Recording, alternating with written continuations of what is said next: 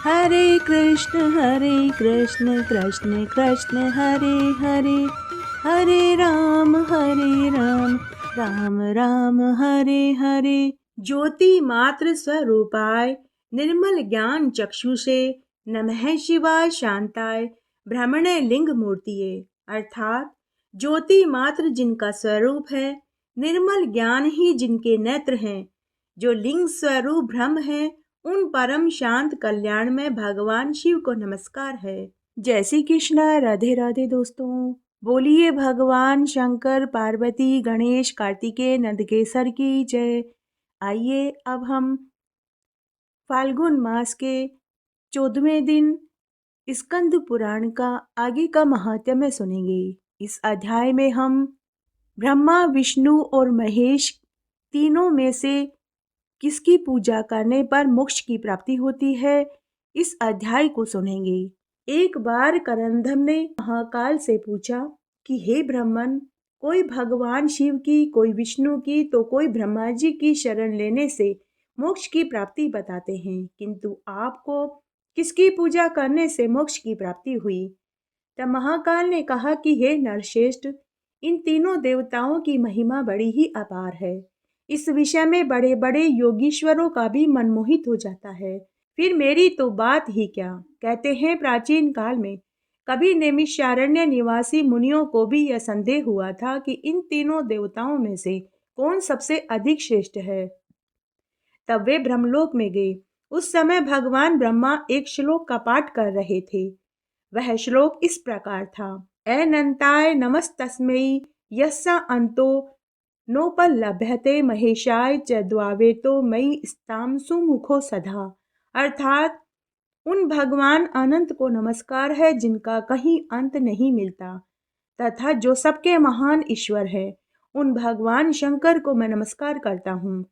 ये दोनों देवता सदा मुझ पर प्रसन्न रहे। इस श्लोक के अनुसार भगवान विष्णु और शंकर की श्रेष्ठता का निश्चय करके वे सब मुनि क्षीर सागर को गए। वहां योगीश्वर भगवान विष्णु इस श्लोक का पाठ कर रहे थे।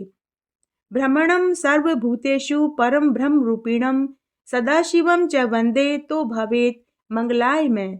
अर्थात मैं संपूर्ण भूतों में व्यापक पर ब्रह्म स्वरूप भगवान ब्रह्मा और सदाशिव को प्रणाम करता हूँ। ये दोनों देवता मेरे मंगलकारी हों। यह श्लोक सुनकर उन ब्रह्म ऋषियों को बड़ा आश्चर्य हुआ। वे वहां से पुनः कैलाश पर्वत पर गए। वहां उन्होंने देखा कि भगवान शंकर गिरिराज नंदिनी उमा से इस प्रकार कह रहे थे। एकादश्याम प्रणत्यामि जागरे विष्णु सधानी सदा तपस्या उच्चरामि प्रीतत हरिवेदसो। अर्थात हे देवी, मैं भगवान विष्णु और ब्रह्मा जी की प्रसन्नता के लिए भगवान विष्णु के मंदिर में एकादशी को रात्रि जागरण के समय नृत्य करता हूँ, तथा उन्हीं दोनों की प्रसन्नता के लिए मैं सदा तप करता हूँ। यह सुनकर वे मुनि लोग वहां से भी चले गए और आपस में कहने लगे कि जब ये तीनों देवता एक दूसरे का पार नहीं पाते, तब उनके द्वारा उत्पन्न किए हुए महर्षियों को संतान परंपरा में जन्म लेने वाले हम लोगों की क्या गणना है। जो इन तीनों में से किसी एक को उत्तम, मध्यम या अधम बतलाते हैं, वे झूठ बोलने वाले और पापात्मा हैं। उन्हें निश्चय ही नरक में जाना पड़ेगा। हे राजन, नैमिषारण्यवासी सभी तपस्वी मुनियों ने ऐसा ही निश्चय किया कि यह सत्य ही है, और मेरा भी यही स्पष्ट मत है। सहस्त्रों जप करने वाले, सहस्त्रों वैष्णव, सहस्त्रों शिव ब्रह्मा विष्णु और शिव का अनुगमन करके अपने को संसार बंधन से मुक्त कर चुके हैं। इसलिए जिसका हार्दिक अनुराग जिस देवता के प्रति स्पष्ट रूप से प्रकट हो, वह उसी का भजन करे। इससे भी वह पाप रहित हो सकता है। यही मेरा सर्वोत्तम मत है। तब करंदम ने पूछा कि हे विप्रवर, वे कौन से पाप हैं जिनके द्वारा मोहित चित्त वाले मनुष्य का मन न तो देवता में लगता है और न ही किसी धर्मों में लगता है। महाकाल ने कहा कि हे राजन, अपनी चित्रवृत्तियों के भेद से अधर्म के भेद जानने चाहिए। अधर्म 3 प्रकार के होते हैं, स्थूल, सूक्ष्म और अत्यंत ही सूक्ष्म। यही अपने करोड़ों भेदों के द्वारा अनेक प्रकार के हो जाते हैं। इनमें से जो स्थूल पाप समुदाय नरक की प्राप्ति करने वाले हैं, उनका संक्षेप में तुम मुझसे वर्णन सुनो। उन पापों का अनुष्ठान मन, वाणी, कर्म द्वारा होता है उनमें से मानसिक पाप के 4 भेद हैं। पर स्त्री चिंतन, दूसरा का धन हड़प करना और अपने मन में किसी का भी अनिष्ट चिंतन तथा न करने योग्य कार्यों के लिए मन में आग्रह रखना। इस प्रकार वाचिक पाप कर्म के 4 भेद हैं। असंगत वचन बोलना, झूठ बोलना, अप्रिय भाषण करना, दूसरे की निंदा और चुगली करना। शारीरिक पाप कर्म भी 4 प्रकार के हैं। अभक्ष्य भक्षण, हिंसा, मिथ्या भोगों का सेवन और पराये धन का अपहरण। इस प्रकार मन, वाणी और शरीर से होने वाले ये 12 प्रकार के पाप कर्म बताए गए हैं। इनके भेदों का पुनः वर्णन करूंगा, जिसका फल अनंत है। जो संसार समुद्र से तारने वाले महादेव जिसे देश रखते हैं, वे महान पातकों से युक्त होने के कारण मरने के बाद नरक की अग्नि में जलाए जाते हैं। निरंतर फल देने वाले 6 महापातक बताए गए हैं। जो मंदिर आदि में भगवान शंकर को देखकर न तो नमस्कार करता है और न ही उनकी स्तुति करता है, अपितु भगवान के सामने निशंक होकर मनमानी चेष्टा करता है। भगवान शिव और गुरुजन के समीप पूजा, नमस्कार और शिष्टाचारों का पालन नहीं करता। शिव शास्त्र में बताया गया है कि सदाचार को जो नहीं मानता, शिव भक्तों से जो देश रखता है, ये 6 प्रकार के मनुष्य महापातकी के श्रेणी में गिने जाते हैं। जो महापापात्मा अपने गुरु का, कष्ट में पड़े हुए व्यक्ति का, असमर्थ पुरुष का, विदेश गए हुए व्यक्तियों का तथा शत्रुओं द्वारा अपमानित मनुष्य का परित्याग करता है तथा उनके स्त्री, पुत्र एवं मित्रों की अवहेलना करता है, उसका यह कृत्य गुरु निंदा के समान ही बताया गया है। ब्रह्म हत्यारा, मदिरा पीने वाला, स्वर्ण की चोरी करने वाला, गुरु पत्नीगामी, ये 4 महापातक हैं। जो इनके पास संसर्ग रखता है वह 5वां महापातकी है। जो लोग क्रोध से, द्वेष से, भय से और लोभ से ब्राह्मण पर उसके मर्म को अत्यंत पीड़ा पहुंचाने वाले महान दोष का आरोप करते हैं, वे ब्रह्म हत्यारे कहे गए हैं। जो याचना करने वाले अकिंचन ब्राह्मण को बुलाकर पीछे नहीं है ऐसा कहते हुए अस्वीकार कर देते हैं, वे भी ब्रह्म हत्या के पाप दोष में गिने जाते हैं। जो सभा में उदासीन भाव में बैठे हुए श्रेष्ठ ब्राह्मणों को अपने विद्या अभिमान से उनको नमस्कार नहीं करते, वे ब्राह्मण घाती कहलाते हैं। जो गुरुजनों के साथ बलपूर्वक विरोध करके अपने ही गुणों का बखान करते हैं और अपने आप को उत्कृष्ट सिद्ध साबित करते हैं, उसे भी ब्रह्म हत्यारा ही समझना चाहिए। भूख और प्यास से जिनके शरीर को संताप हो रहा है, जो भोजन करने के इच्छुक है, ऐसे ब्राह्मण के भोजन में जो विघ्न डालता है वह भी ब्रह्मघाती कहलाता है। जो सबकी चुगली करता है, सब लोगों के छिद्र ढूंढने में लगा रहता है, सबके मन में उद्वेग भावना पैदा करता है, ऐसा मनुष्य भी ब्रह्म हत्यारा ही मानना चाहिए। जो प्यास से पीड़ित हो जल पीने के लिए जलाशय पर जाती हुई गायों के मार्ग में विघ्न डालता है, उसे गोघाती समझना चाहिए। ब्राह्मणों ने न्यायपूर्वक जिस धन का उपार्जन किया है, उसे छल बल से अगर कोई हर लेता है तो वह भी ब्रह्महत्या की श्रेणी में गिना जाता है। माता पिता का त्याग करना, झूठी गवाही देना, अपने मित्र का वध करना, अभक्ष्य भक्षण करना, किसी स्वार्थवश वन जंतुओं का वध करना, क्रोध में आकर गांव, वन और गौशाला में आग लगाना, ये सभी भयानक पाप मदिरा पान के समान ही माने गए हैं। दरिद्र मनुष्य का सर्वस्व हर लेना, मनुष्य, स्त्री, हाथी, घोड़ों की चोरी करना, गोभूमि, रत्न, स्वर्ण, औषधियों का रस, चंदन, अगुरु, कपूर, कस्तूरी, रेशमी वस्त्रों का अपहरण, हाथ में दी हुई धरोहर को हड़प लेना, स्वर्ण की चोरी करना, पुत्र और मित्र की स्त्रियों बहनों के साथ संभोग करना, कन्या के साथ व्यभिचार का दुस्साहस करना, चांडाल की स्त्रियों को अपने उपभोग में लाना, अपने समान वर्ण वाली स्त्री के साथ व्यभिचार करना, ये सभी दोष गुरु पत्नी गमन के समान ही माने जाते हैं।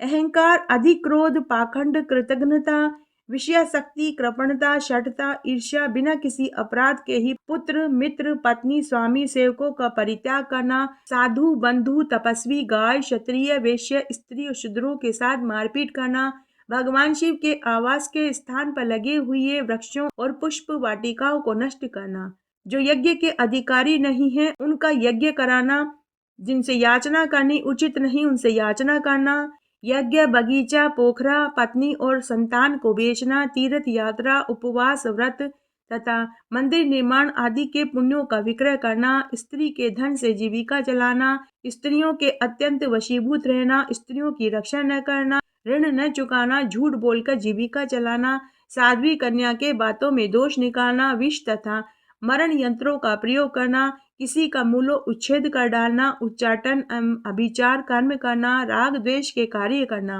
सबसे अप्रिय बोलना, प्रतिज्ञा को तोड़ना, तालाब और कुओं को नष्ट करना, रस विक्रय करना, एक ही पंक्ति में बैठे हुए लोगों को भोजन कराते समय पंक्ति भेद करते हैं, वे लोग इन सभी पापों के कारण उपपातकी की श्रेणी में गिने जाते हैं।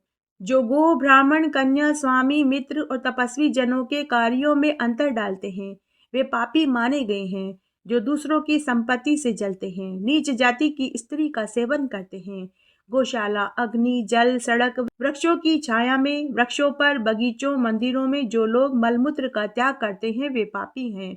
मतवाले होकर किलकारियां भरते हैं, वंचक वेश, वंचना पूर्ण कार्य, वंचकों के से आचरण करना, झूठ और कपट का व्यवहार करना, कूटनीति का आश्रय लेना, वे सब पापी की श्रेणी में गिने जाते हैं। जो अपने सेवकों के प्रति अत्यंत निष्ठुर है, पशुओं का दमन करते हैं, झूठी बातें बोलते हैं, स्त्री, पुत्र, मित्र, बाल, वृद्ध, दुर्बल, रोगी, भृत्यवृक, अतिथिगण, भाई बंधुओं को भूखा छोड़कर अकेला भोजन करता है, स्वयं तो मिठाई खाता है और ब्राह्मणों को बासी वस्तुएं खिलाता है, उसका पाक व्यर्थ जानना चाहिए। उसके किए हुए दान, यज्ञ आदि का उसे कोई फल नहीं मिलता।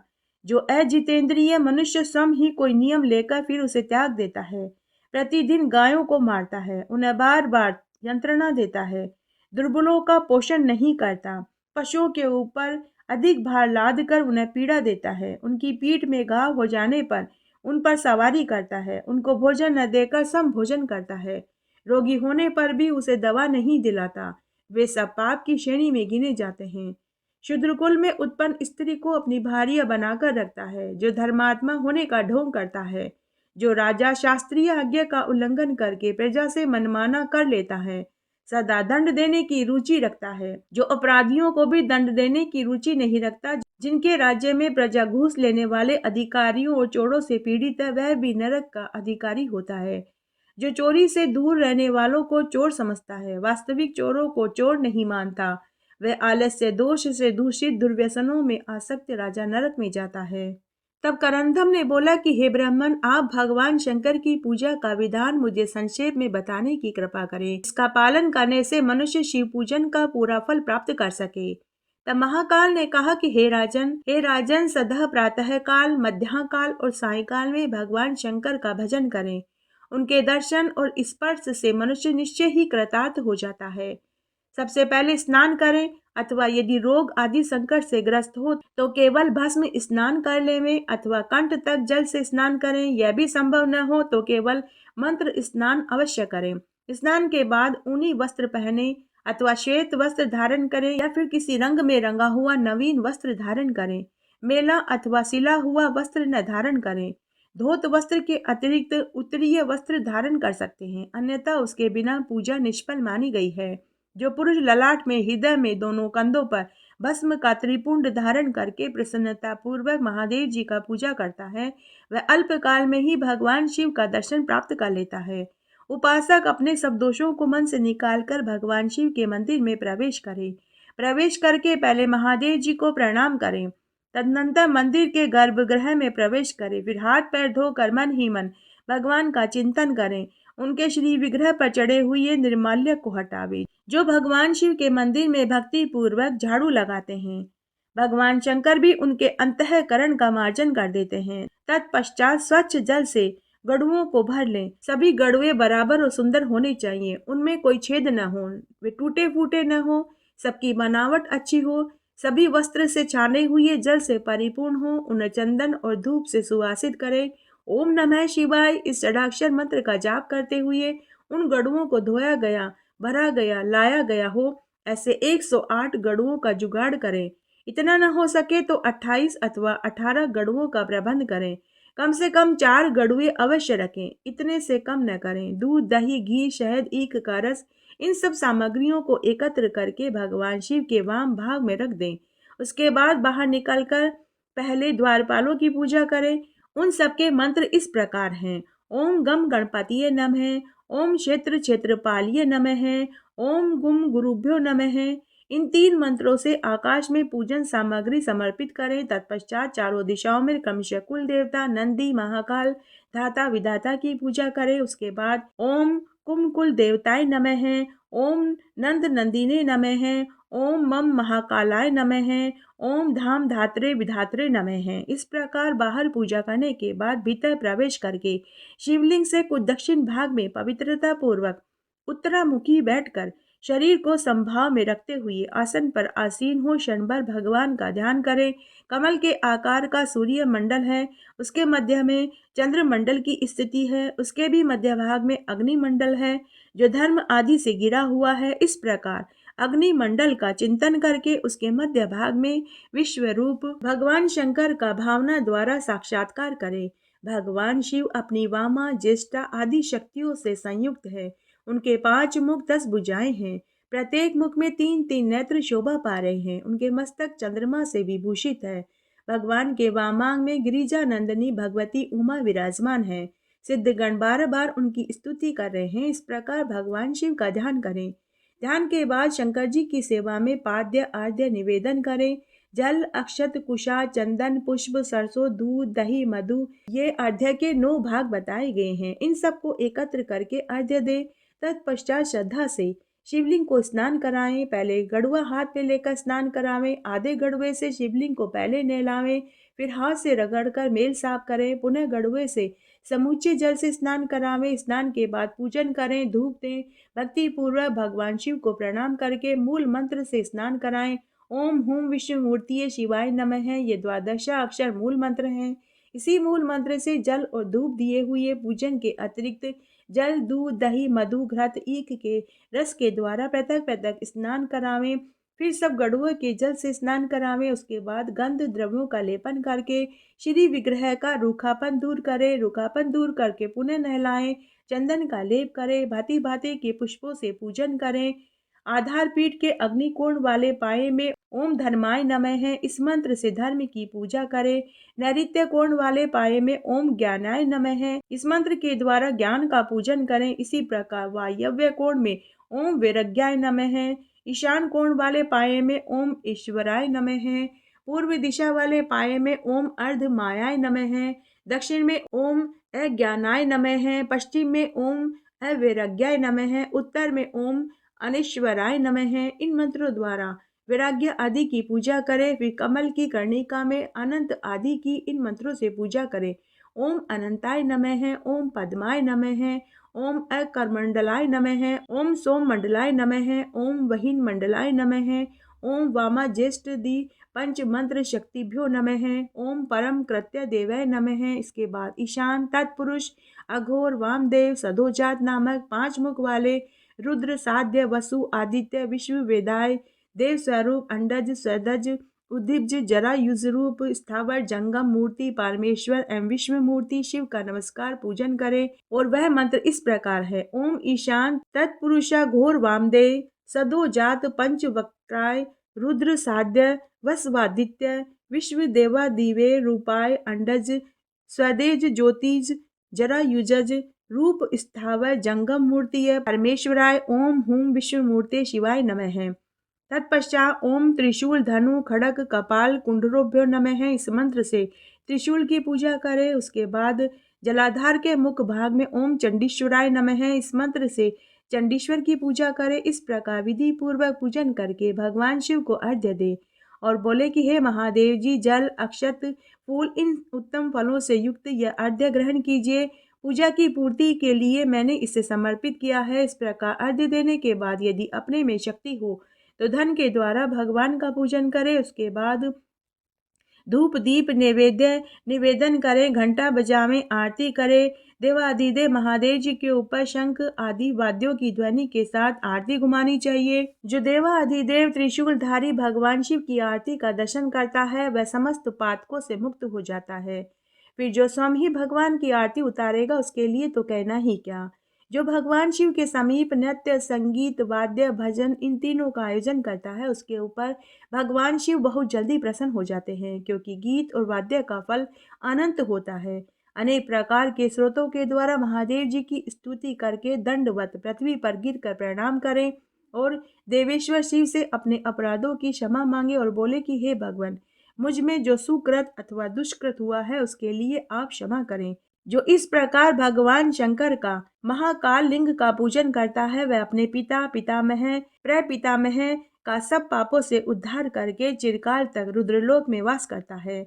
इस विधि से भगवान महेश्वर का उपासक होकर और सदाचार में स्थित रहने का व्रत लेकर जो मनुष्य बंधन से छूटने के लिए भगवान शिव का पूजन करता है वह सब पापों से छूटकर शिवलोक का वास पाता है। जो इस प्रकार भगवान शंकर की पूजा करता है उसने मानो समस्त संसार को तृप्त कर दिया हो। यह सब पूजन उसी का फल होता है जो कभी सदाचार का उल्लंघन नहीं करता। आचार से धर्म सफल होता है, आचार से ही मनुष्य स्वर्ग का सुख भोगता है, आचार से ही आयु को प्राप्त होता है, आचार ही अशुभ लक्षणों को नष्ट करता है। जो इस जगत में सदाचार का उल्लंघन करके स्वेच्छा पूर्वक बर्ताव करता है उस मनुष्य के यज्ञ, दान, तप इस लोक में कल्याणकारक नहीं होते। गृहस्थ व्यक्ति को धर्म, अर्थ, काम इन तीनों के साधन के लिए यत्न करना चाहिए। इनकी सिद्धि होने पर गृहस्थ पुरुष के लिए इहलोक और परलोक में सभी सिद्धियां प्राप्त हो जाती है। मथुरापुरी में दाशारह नाम से विख्यात एक राजा थे जो यदुकुल में श्रेष्ठ, बुद्धिमान और अत्यंत ही उत्साही तथा महान बलवान थे। वे शास्त्रों के ज्ञाता, नीति युक्त वचन बोलने वाले, शूरवीर, धैर्यवान और परम कांतिमान थे। अनेक शास्त्रों के तात्पर्यों को जानने में राजा ने कुशलता प्राप्त कर रखी थी। वे उदार, रूपवान, तरुण और शुभ लक्षणों से युक्त थे। उन्होंने काशी राज की पुत्री कलावती के साथ विवाह किया था। ब्याह करके घर आने पर रात्रि में पलंग पर बैठी हुई अपनी स्त्री को राजा ने अपने पास बुलाया। पति के बुलाने पर भी वे उनके समीप नहीं गई। तब राजा उसे बलपूर्वक अपनी शैया पर लेकर आए। यह देख रानी ने कहा कि हे महाराज, मैं कारण का ज्ञान रखने वाली तथा व्रत में तत्पर हूँ, मेरा स्पर्श मत कीजिए। आप तो धर्म अधर्म को जानते हैं, अतः मेरे ऊपर बल प्रयोग मत कीजिए। पति पत्नी में प्रेम पूर्वक समागम होता है तो वही एक दूसरे को प्रसन्नता देता है। बलपूर्वक स्त्रियों का संभोग करने से पुरुष को प्रसन्नता प्राप्त नहीं होती। जो स्त्री अपने पति को प्रेम न करती हो, रोगिणी हो, गर्भवती हो अथवा किसी व्रत का पालन करती हो, रजस्वाला और रति की इच्छा न रखने वाली हो, ऐसी स्त्री के साथ किसी भी पुरुष को बलपूर्वक समागम की इच्छा नहीं रखनी चाहिए। रानी के इस प्रकार कहने पर राजा दाशाहरे ने उनकी बात नहीं मानी और जबरदस्ती उसके साथ संभोग करने की चेष्टा करने लगे। उसी क्षण राजा ने पाया कि रानी का शरीर तपाए हुए लोहे के पिंड के समान तप रहा था। उसका स्पर्श करते ही सहसा राजा का अंग जलने लगा। उन्होंने भय से विवल होकर अपने शरीर को जलाने वाली रानी को छोड़ दिया और वे बोले कि हे प्रिय, यह तो बड़े आश्चर्य की बात है कि पल्लव के समान कोमल यह तुम्हारा शरीर अग्नि की तरह क्यों जल रहा है। तब रानी ने उत्तर दिया कि हे महाराज, बचपन में मुनिवर दुर्वासा ने मुझ पर दया करके शिवजी के पंचाक्षर मंत्र का उपदेश किया था। उस मंत्र के प्रभाव से मेरा शरीर निष्पाप हो गया है। पापी पुरुष इसका स्पर्श नहीं कर सकते। हे महाराज, आपने स्वभाव से ही मदिरा पीने वाली कुल्टा और वेश्याओं का सेवन किया है।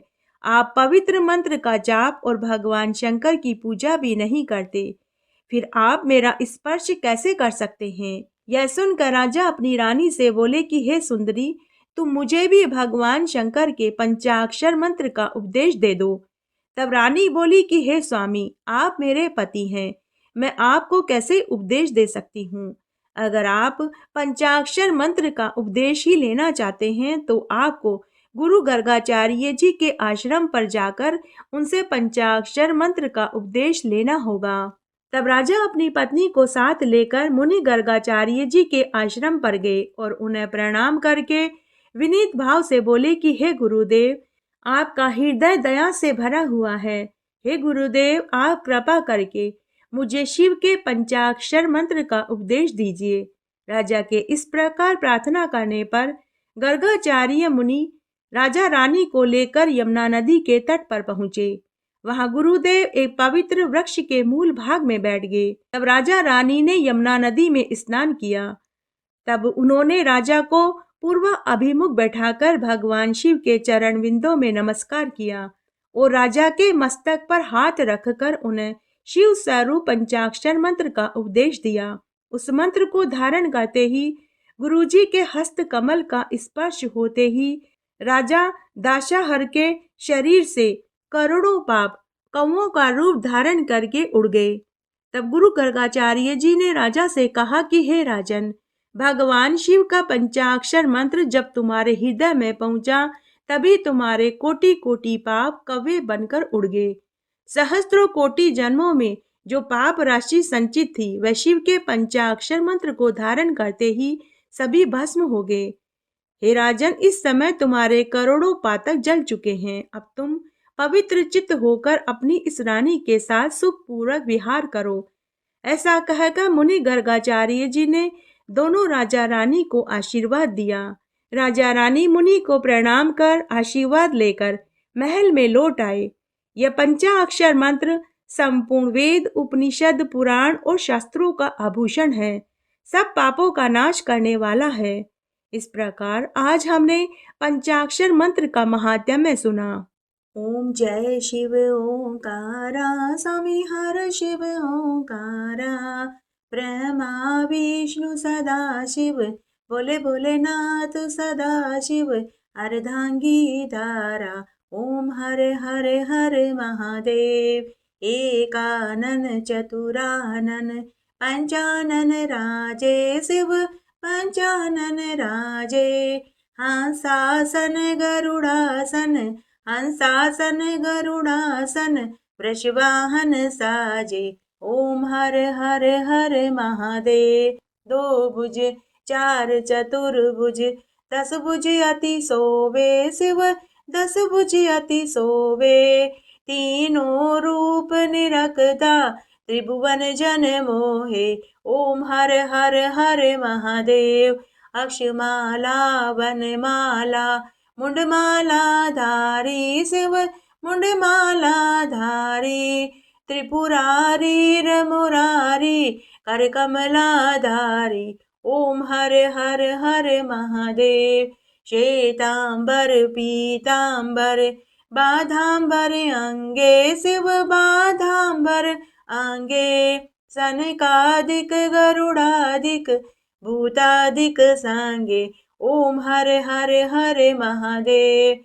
करके मद कमंडल, चक्र त्रिशूल धरता शिव, चक्र त्रिशूल धरता, सुख करता दुख हरता, जग पालन करता, ओम हर हर हर महादेव। ब्रह्मा विष्णु सदा शिव, जानत अविवेका शिव, जानत अविवेका, मधु के टब दो मारे, सुर बहीन करे, ओम हर हर हर महादेव।